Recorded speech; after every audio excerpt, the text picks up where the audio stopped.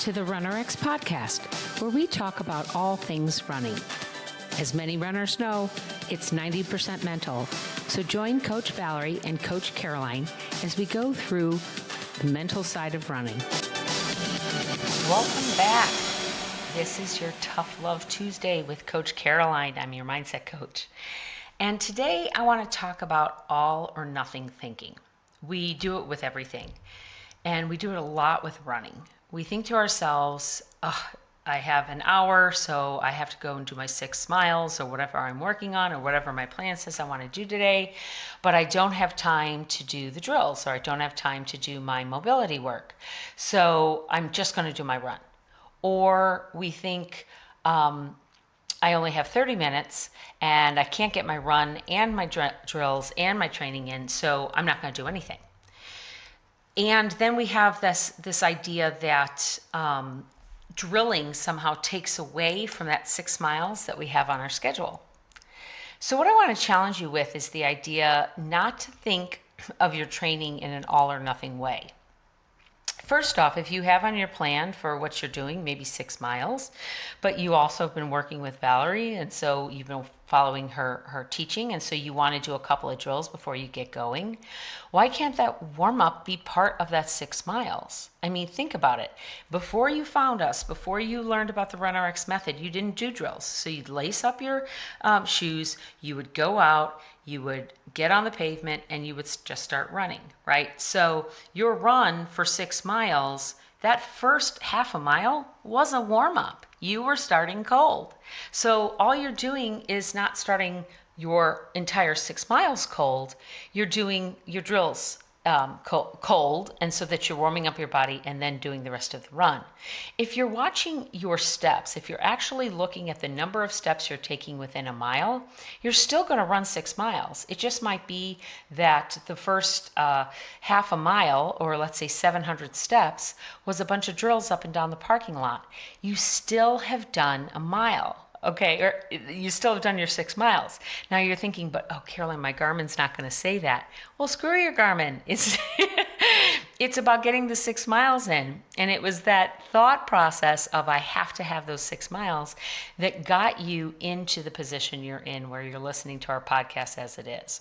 So I want you to take a listen to that. Think about, how do I work my drills in? Now, the next thing you can do is maybe think to yourself, okay, I have an hour, but if I just give myself 5 minutes, because that's really all it takes is 5 minutes, I can add in some extra drills. I can do my my seated hip openers and some glute bridges. That seriously takes about 5 minutes so that you don't go out on a cold body. Or you go ahead and you do your drills to start, and that takes you 2 or 3 minutes. You do some elasticity hops, you do some falls against a light pole. You even watch your time. You make sure you don't take more than about 90 seconds to do a few of these drills. You go out, you do your run, you come back, you sit down, you do your seated hip openers and your glute bridges, and boom, you're good to go. And you've only taken 65 minutes instead of 60 minutes, okay? So build that in. Now, the other thing I want to talk to you about is this idea that if you're coming back in, we talked about this in one of the other Tough Love Tuesdays, where maybe you're coming back in after a hiatus, or you know in advance. This used to happen to me being in the corporate world, and I'm getting back into the corporate world, so I know what's going to happen. Or maybe I'm traveling, or I have a trade show, or I have a sales meeting where it's a multi-day thing where I now can't get up in the morning and get my run in. I'm going to be entertaining with bosses and coworkers late at night. So it totally throws off my entire schedule. So here's what I want to challenge you with.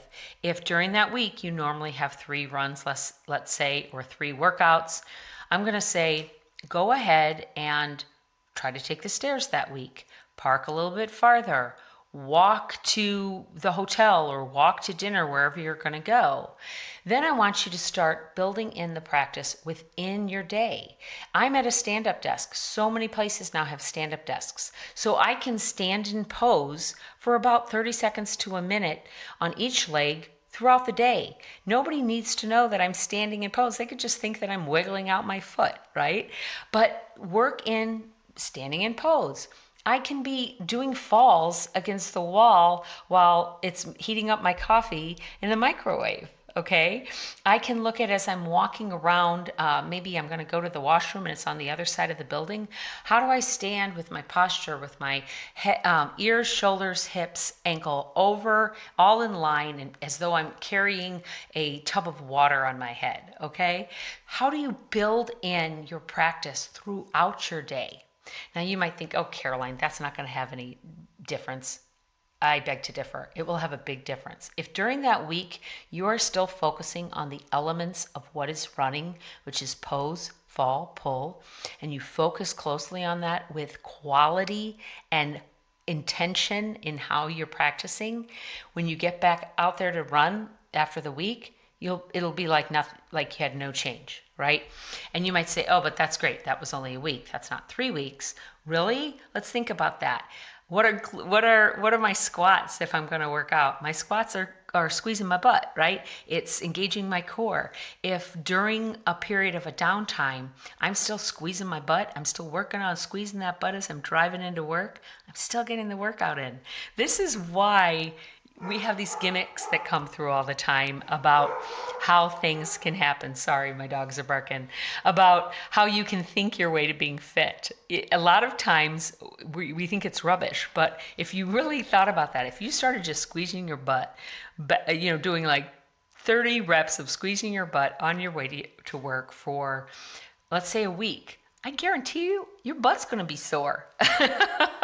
Okay? But I digress. Get that joke there? But I digress? Okay. If I have to explain it, it's not a funny joke.